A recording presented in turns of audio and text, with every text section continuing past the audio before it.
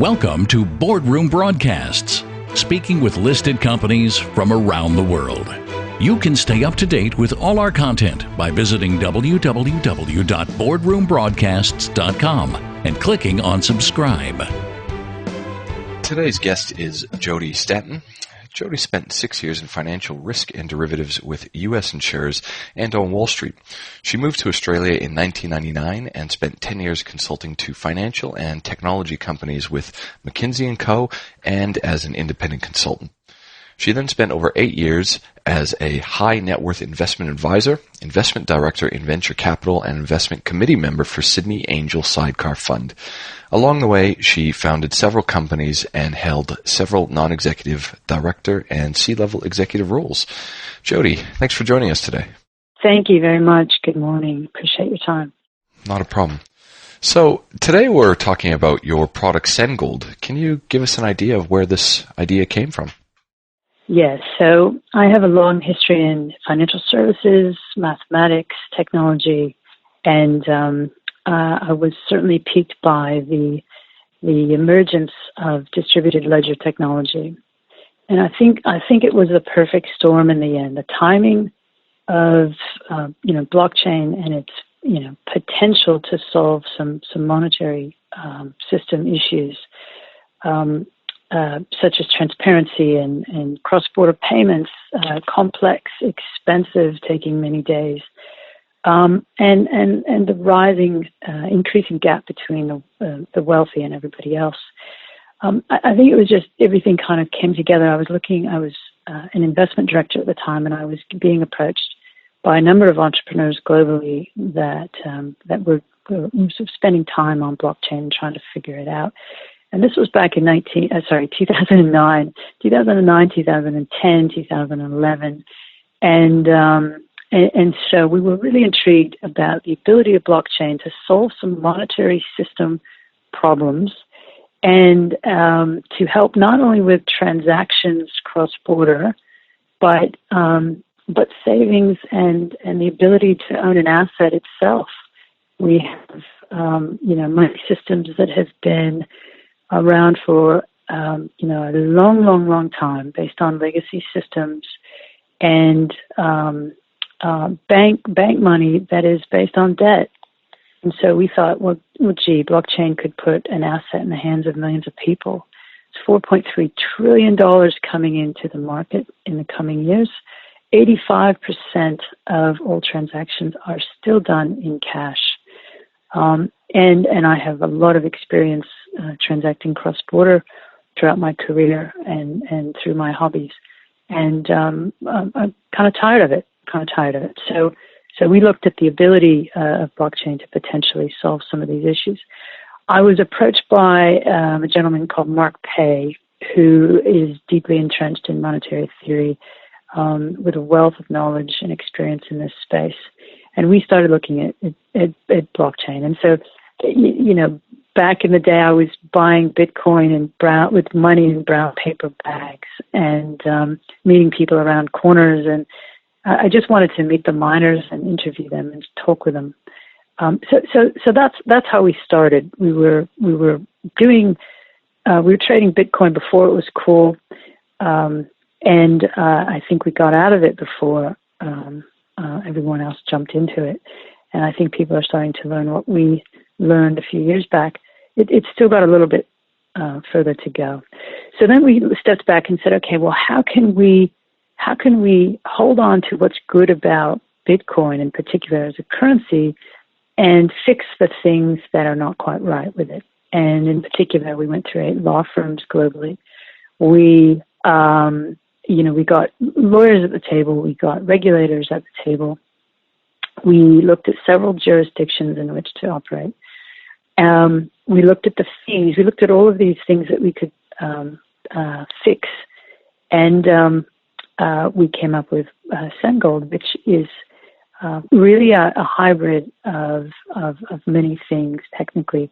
But at the end of the day, it solves the ledger without using blockchain. So currently, we don't rely on blockchain, but we do believe that we now have a digital money platform that that does solve a lot of issues for many people. Being money, it does mean different things to different people. But it's a digital money platform, and we operate in some of the largest markets in the world.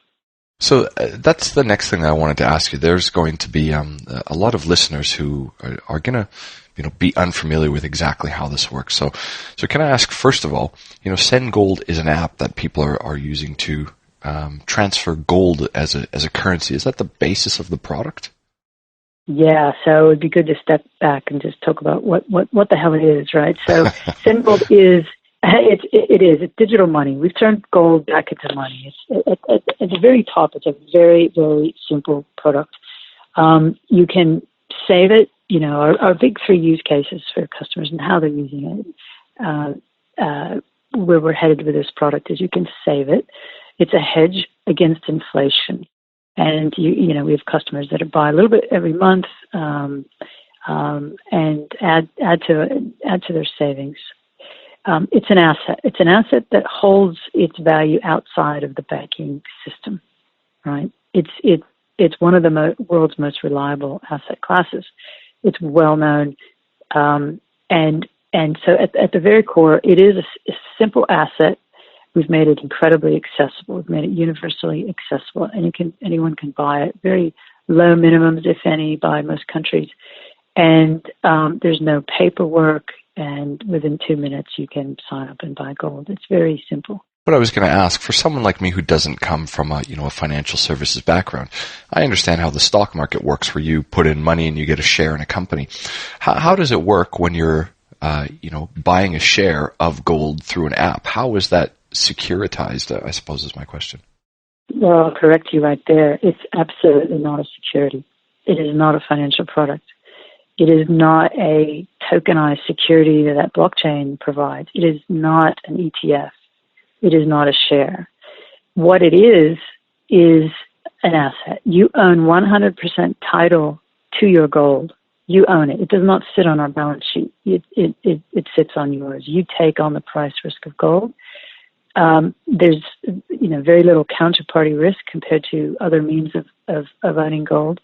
And at the end of the day, you can trade that peer to peer, which brings across the ability to exchange cross border. So it's held in its custody here in Australia with Brinks Global Services in specialized vaults, high security vaults. It's physically audited by Bureau Veritas. It's insured by Lloyd's of London, but it is your gold, and you can do it. You can cash out any time. You can send it cross-border. You can send it as a gift. We're finding grandfathers want to give their grandson, their granddaughters gifts for their birthday instead of buying them that toy. So they might buy gold on birthdays. We find that Chinese New Year, we're gearing up for that next year, where they gift gold. $90 billion in a single month. Indian weddings. We're finding even Australians are sending it for 50th anniversaries, for example.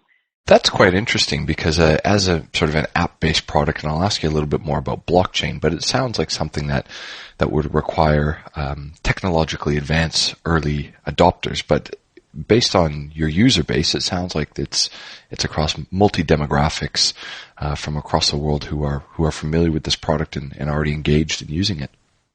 Customers are telling us how they want to use it, and we are surprised in the breadth of customer demographic and behavior. So, but it is money at the end of the day, and everybody uses money for different things. So we do have an early adopter group, which is folks who read a lot of news. They're up on technology. They live on their phones. They tend to work in finance and consulting.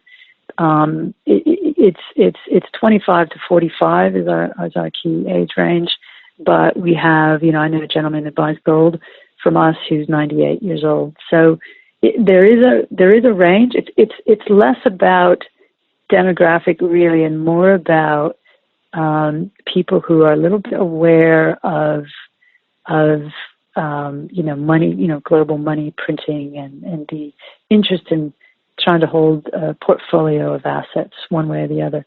But we've made it dead simple. it's a very, very simple product. We have a new app out in beginning of September, which we're very excited about. But even our app now, it's really dead simple to register and buy gold. Okay. And can I take you back for a second? I mean, you've talked about the issues with blockchain and how SendGold doesn't rely on that. For someone like me, can you explain, what that means in layman terms? Look, all blockchain is a database, right? So one of the core issues about blockchain is that once records, I'll call it, recorded, they're non-disputable. They can't change, right? So that's the key advantage. The problem, the flip side to that is anybody can steal and hack into it. I think there's $1 billion in hacked Bitcoins this year alone, for example.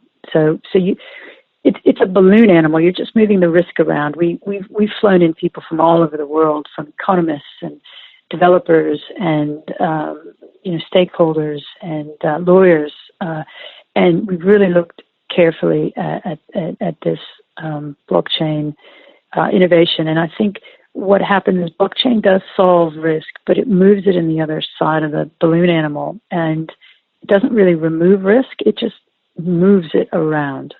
And so you still, with blockchain, you're presented with other problems, right, that are not proven, whereas we've then chosen to stick with a ledger.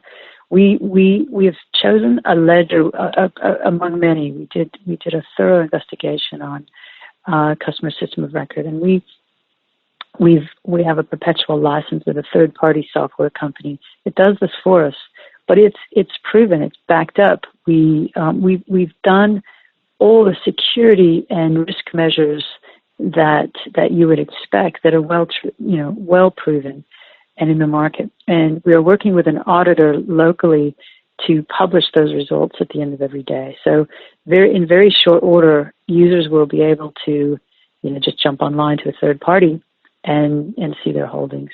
And so we're using a combination of traditional and innovative platform measures to get us to where we needed to be without the use of blockchain.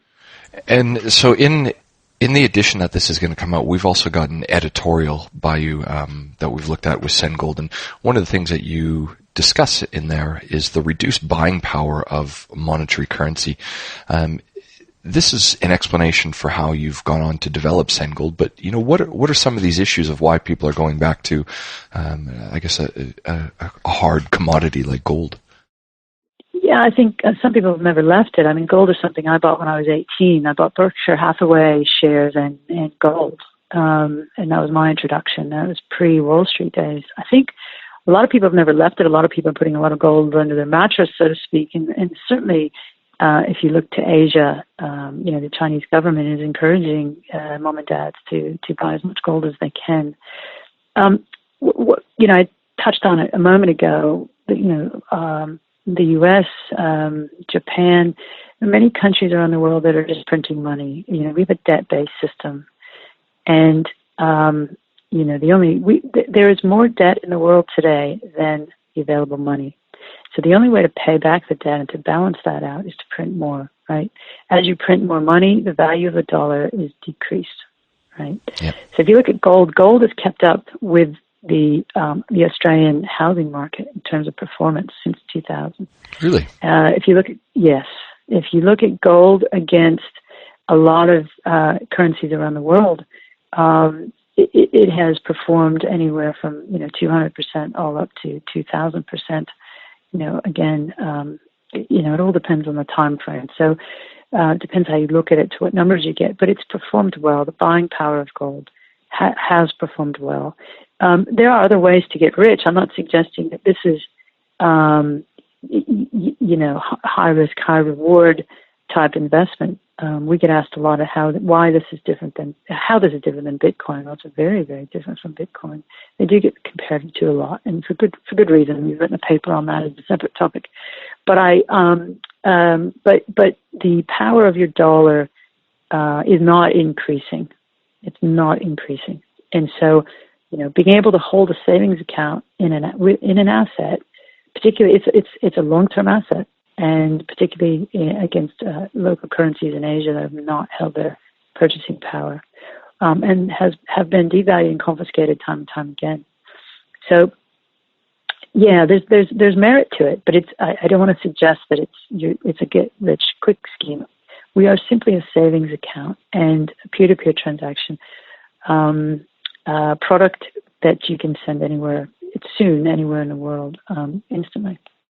And so Australia isn't exactly the first place that you think of when you consider, cutting-edge app-based financial tools.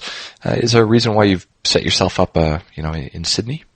Yes, it was deliberate and strategic for us. So we did look at New York, we did look at Hong Kong, we did look at Singapore. Australia has a reputation for strict financial regulation. We've got great property ownership laws and great consumer protections. And people across Australia, in particular, our market, know and respect this about Australia.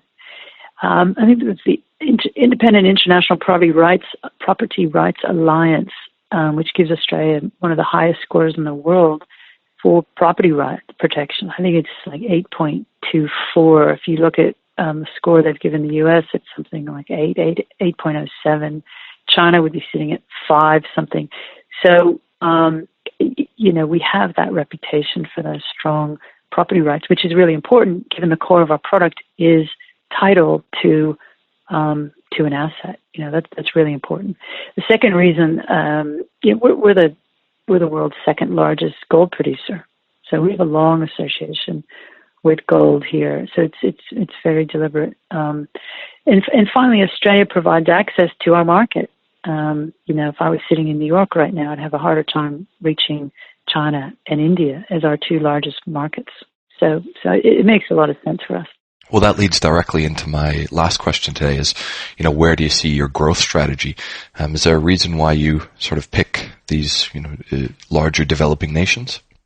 So, as a former McKinsey consultant, you always sort of sit back and say, what are those 7 degrees of freedom when it comes to growth? And that's been drilled into me. So I guess I think about everything in that framework.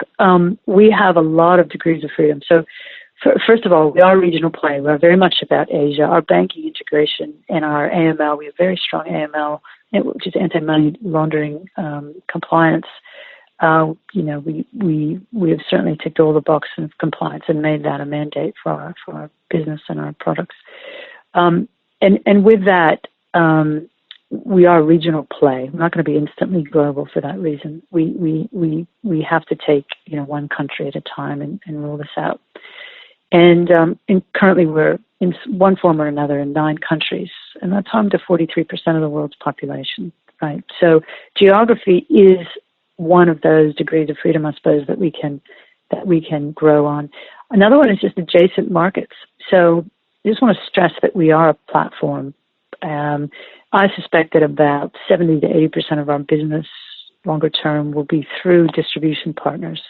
And so with that, we're jumping into, as a platform, we have what's called a gold as a service.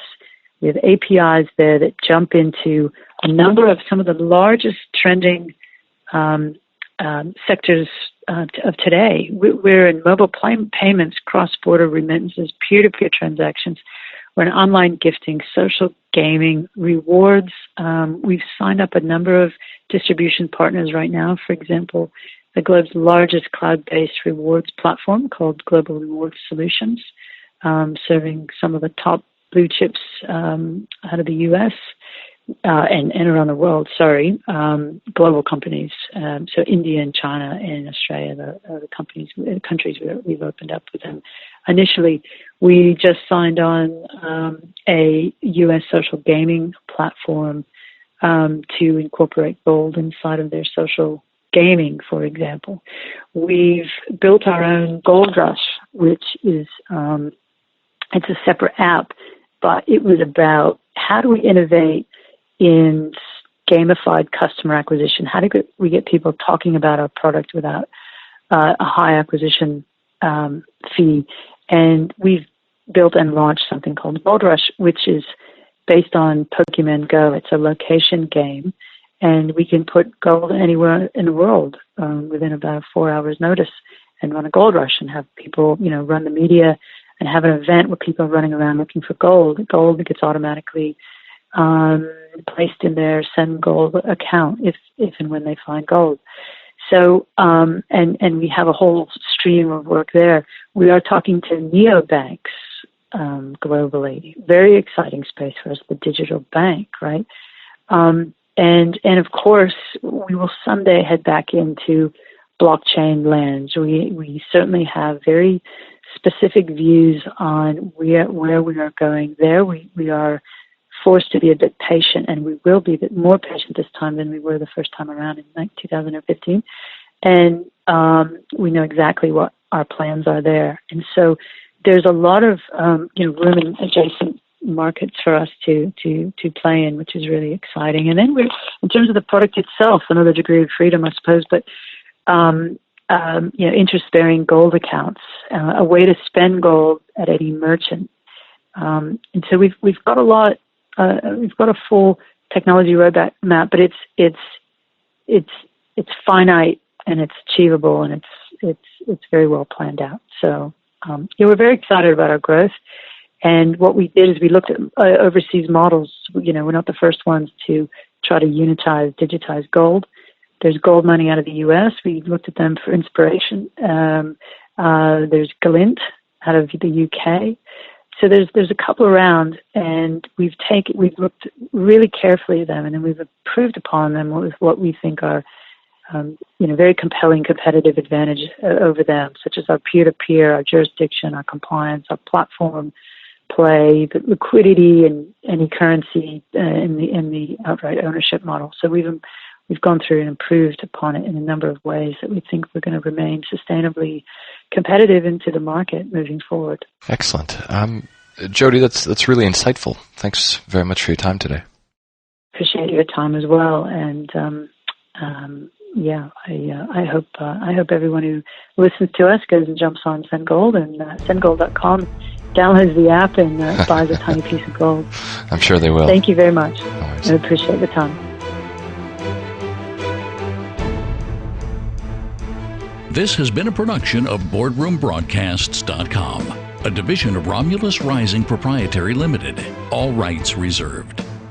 You can stay up to date with all our content by visiting www.boardroombroadcasts.com and clicking on subscribe.